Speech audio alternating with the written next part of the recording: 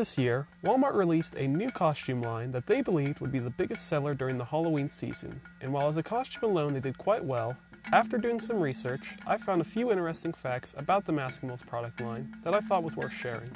Now you're probably wondering, why am I doing a video on the Maskimals after Halloween? That'll be explained later down the line. In the meantime, I want to take you back to July of this year.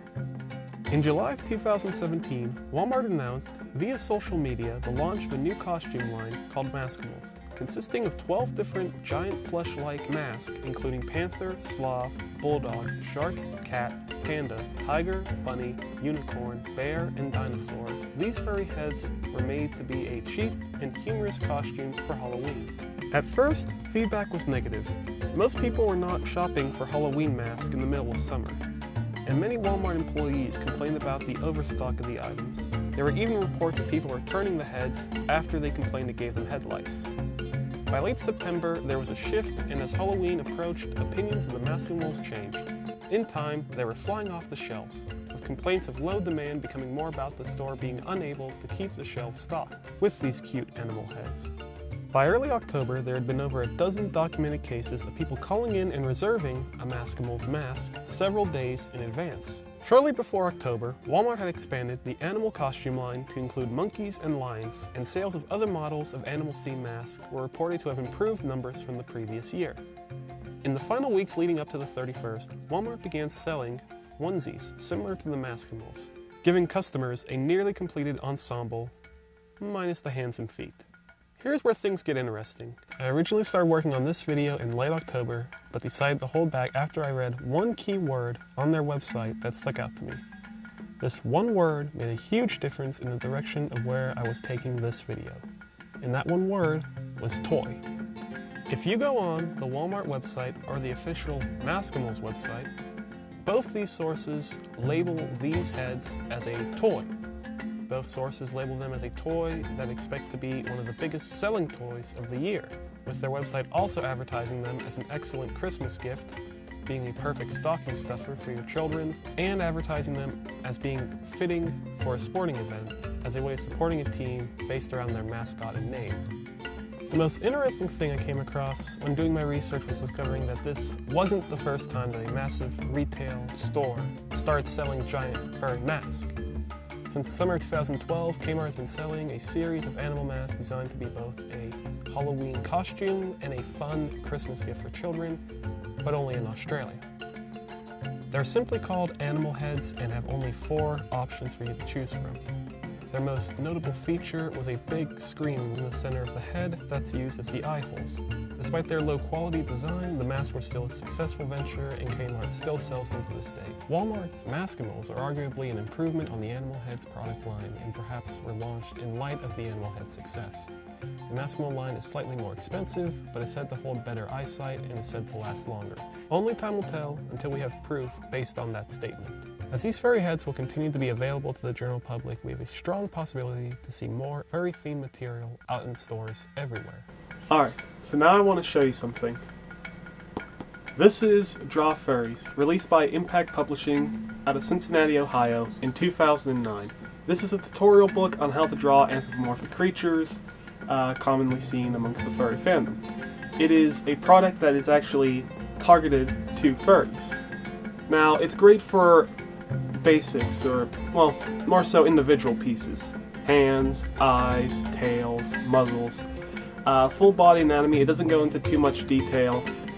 You might be better off learning from an anatomy book and then adding this on into that mix, into what you've learned. It's great for that department, but for learning like full on, beginning to end, from the ground up, not the most informative. However, it's still a very helpful book for the important details. It also goes into sizing and backgrounds and adding color and shading. It's great for those departments. But what makes this interesting is most people get their copy at Amazon.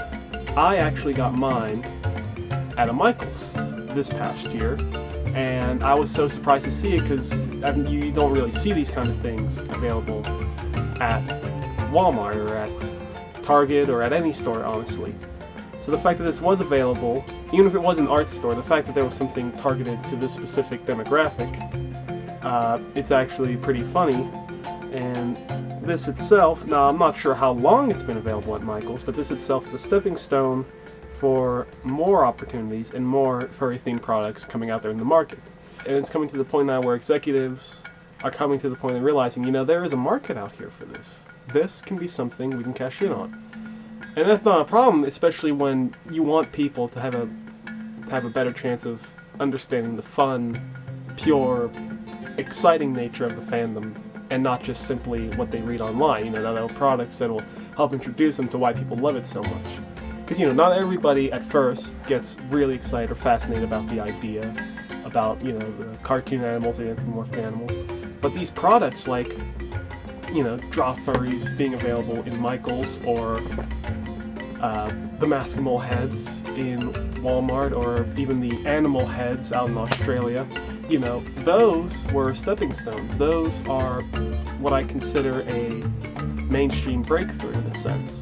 Because these products, these materials, are available to the general public. They're getting out there in stores, and more people are getting an interest in donning the costumes, which are technically a part of the fandom.